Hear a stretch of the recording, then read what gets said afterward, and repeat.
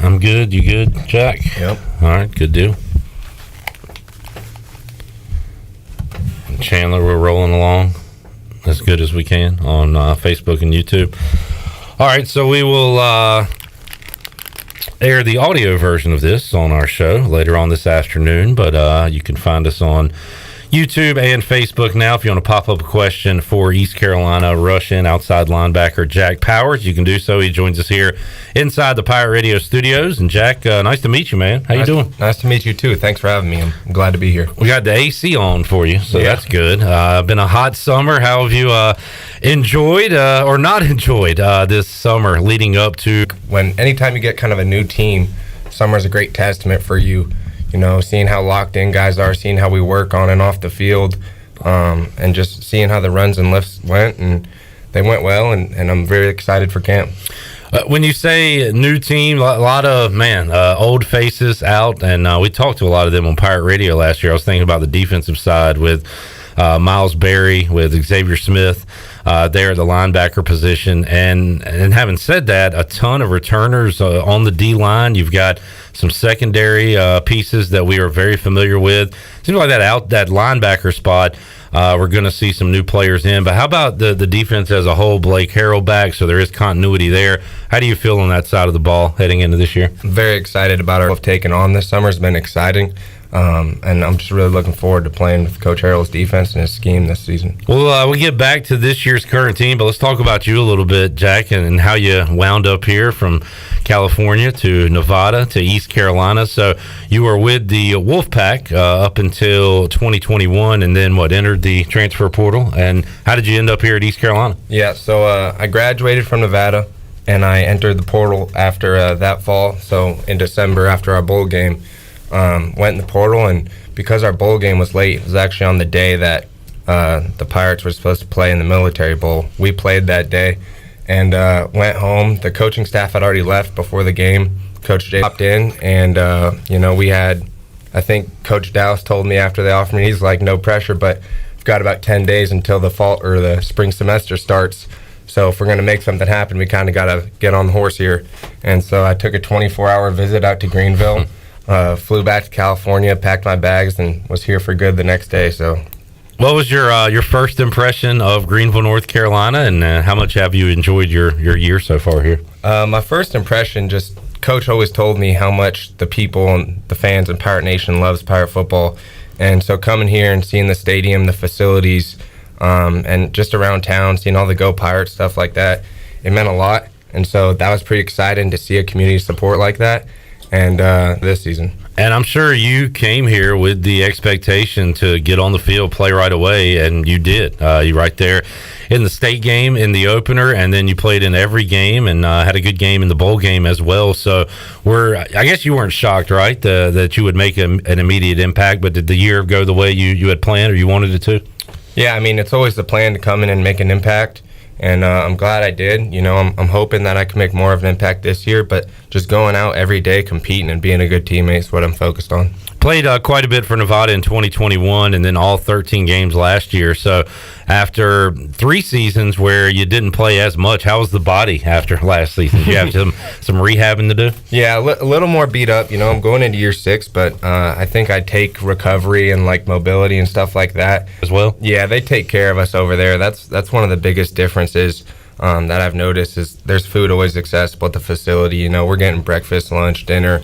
There's good snacks, protein shakes. So food isn't something you got to worry as much about over here. What's your opinion of the Eastern North Carolina barbecue? I love it. Yeah. Sam Jones is my spot over here so there you far. Go. Awesome. Willing to try out some other places if we got suggestions, but I love Sam Jones. Sure. Parker's Barbecue. A lot of great spots. We'll jot them all down for you.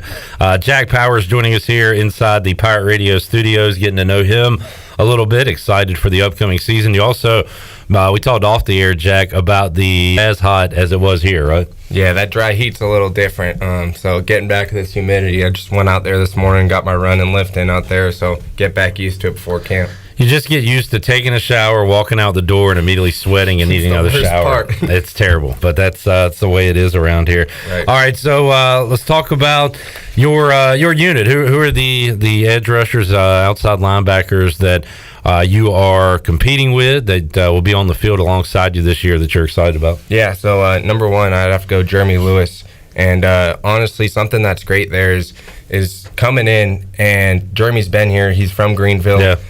He's been a guy on this team. And so when they bring in a grad transfer, there's a couple ways that it's just a good, healthy competition, and we make each other better every day, and that's what we push forward to. Also, I'm really excited about Chad Stevens on the other side. I think he didn't have as big of a role as he will this year, but I think he's ready for it. I see him working out there, and I'm excited for him. Other than that, our room, we got Sam Danko, we got Eric Doctor, we got some guys that are going to contribute to this team this year. So I just think as a whole, I think our room's going to be ready for it, and I'm excited to watch everyone. I know the Danko, we haven't seen him on the field much, but I've heard people talk about him. He looks kind of freakish as an athlete. So you think he's got a bright future? Freak athlete. I'm really excited for him to be successful, and just hope that he really keeps continuing to take that weight room serious, because I think that could help him a lot. Jack, I was unaware of this, but this is why Malcolm Gray does his job. Shout out to Malcolm and the bio folks there at ECUPirates.com. Co-special teams award winner last year. So how about your role there? Is that a role that you will continue to play this year, you think? Yeah, and I definitely hope so. I love special teams. I think sometimes you can get players that look at special teams as kind of a joke, or they don't take it too seriously, but a lot of the times, and we've seen that both for the good and bad, special teams impacts the game a lot more than you think. So I take special teams very seriously. I'm passionate about it. I think it's Jack Powers joining us. First practice coming up on a Wednesday, so what's tomorrow? Move-in day kind of thing? What are you doing tomorrow? Report. We'll have a little team run, then some team meeting, and then some team and position meetings, sorry. And after that, early night in, and then wake up and hit the ground running on Wednesday. So are there conditioning tests to come, or has that already been passed? Or? That's already been passed. Okay. At the end of the summer, we have some conditioning Glad to get that over with? Yeah, definitely. But I saw a story where, and I wish I'd have found the player's name. It was an NFL player who practiced for the wide receiver test. I saw that. But he was like a lineman, so he aced it. Yeah, he killed it. Maybe that's a good strategy, right? Maybe you do like Rajay and Marlon Gunn's test next year. Right. Is it all the same, or pick someone out and you lift with them, you run next to them, and you push each other? So for me, it was Shane Calhoun this winter and summer, and we really learned to push each other in the weight room and on the field and make each other a lot better. And then when it goes on the field, it's tight end versus outside linebacker. We're going against each other full speed. So I think he's a great person for me to help push, and for him to push me, and I think we make each other a lot better too. Shane Calhoun, I think, primed for a big season at tight end. $1 million question above your pay grade, Jack, is who will be the starting quarterback. But you can tell us, I don't know, what you've seen from Mason Garcia and Alex Flynn filling the big shoes of Holton Ahlers. But how about the two QBs running the offense for ECU? I think it's going to be a great competition this camp. I like both of them. I think them compete for sure. One thing we do during spring and also at fall camp, we'll go out and ask the coaches, who won today, what side of the ball. So you have those daily battles, right, with the offense, and some days they'll get you, other days your defense will dominate, but that's the fun part of it, right? Definitely. Talking to Jack Powers here inside the Pirate Radio studios. How about winning that bowl game, Jack? And now you kind of go into a leadership role, even though you only been here 1 year, but because of your age and your experience and your play on the field. But how about winning it for the seniors last year? How important was that for you guys, the underclassmen guys? Yeah, it was very important. And since I showed up, you kind of felt how mad everyone was that they didn't get to play in the bowl game the year before. So when we went on this trip this past season to Birmingham, it was a business trip for sure. And I think those older guys, and no one wanted to leave with that sad feeling or that feeling in your stomach after something that you wish you could have done differently. So we went out there and took care of business. And on that note, Jeremy's kind of getting you up to speed last year. Now are you that guy helping others out? Have you kind of taken over a role like that? Yeah, I think I for sure have taken on a leadership role in this team. But there's a couple of us, and especially like you were talking about on that defensive front, there's a lot of veterans, a lot of returners. So we all do a good job of helping each other, and no one has an ego on our defensive front. Everyone's humble and everyone's willing to get better and always take advice. And people have different perspectives and people are a little bit better in some different parts of the game. So if you could help everyone in your different thing, then it makes it better. That's a good point. What have you kind of worked on this off season to improve upon? What did you kind of look back and say, let me get a little bit better at this? Yeah, I Elijah Morris, we've been going out there and they've been helping me a lot. And so I'm excited to see how that works in camp. What is that? Is that power, speed, moves? I'm sure it's all of the above, but particularly is it, you want to develop different moves, things like that? A lot of hand work too, getting the hands right. So when those big guys shoot their hands at you, you're knocking them down. Well, you guys open up in the big house in Michigan. I'm not sure if you're aware of that, Jack. You may have heard that a time or two. Quite a challenge there in Ann Arbor, but that's why you get into football, right? That's got to fire you up, right? It's what you dream about for sure. And, yeah. I'm always ready for the challenge. I love to compete, and so when we go into the big house, it's another game, and I'm ready to go. I guess so. ECU playing State in the opener last year, that had the big crowd feel. How about State's a great team, great program, and there's a little history in that matchup right there. So a couple times we'd go out to Boise, and it'd be like a sellout crowd, or family weekend, it'd be a packed game. And then we opened up at Kansas State one year, Deuce Vaughn. So, I've been in those environments before, but that NC State ECU game was crazy, and I'm really looking forward to this one coming up. Who's better, Deuce Vaughn or Keaton Mitchell? Keaton Mitchell. Good answer, Jack. You learn pretty quick. Right off the bat. What's BYU, not that, the same state or anything, but almost like a homecoming, like you're kind of used to football out there. How was that game for you last year? Yeah, that game was fun. My family had the chance to come out and watch that one, so that was awesome. Good to see them. It was a little funny, though, because a lot of the guys over here, what they look like, and everyone was amazed, so it's pretty funny. Us Eastern North Carolina country folk don't see those mountains a lot. Yeah. Jack Powers joining us. Jack, the season as a whole, man, I love the regional, and I don't know, how much have you learned about, I guess, the hate for NC State and North Carolina and all that, and then the, we are Marshall, the tragic plane crash kind of connects us there. We got an in-state game with App State. Have you kind of learned about these things as you've been in the program the last year? Yeah, and I'm for sure a lot more familiar with it now than I was last year. I mean, obviously going into the season, I knew that there was a rivalry between us and State and how serious that was. But I'm still learning, and I'm more familiar, though, for sure. Have you looked at the new schools in the conference and who you'll face on the schedule this year? Yeah, not too much in depth, but I know who came to our conference, who we play, so excited for them. And another game against Navy. How's the rush end, an outside linebacker? What's your job when you face that option attack, and how much do you like or dislike facing that offense? Yeah, so in that game, we'll have a couple different jobs. So, it kind of changes on the play call, whether we have the quarterback, the dive, what are we playing. But personally, I love that game. At Nevada, we played Air Force every year, so it's very similar. It's one of those games where you got to buckle up and it's go time. And personally, I love that game. I think it's gritty.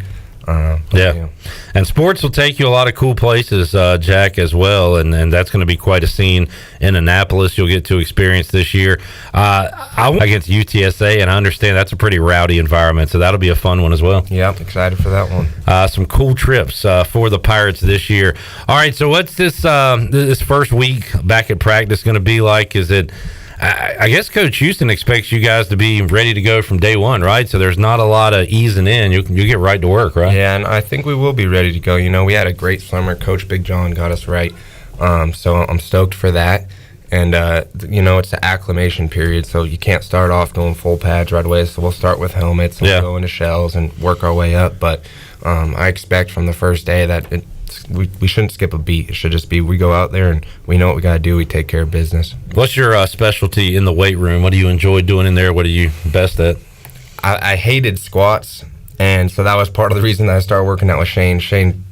I also enjoy a good little bench press or an arm farm.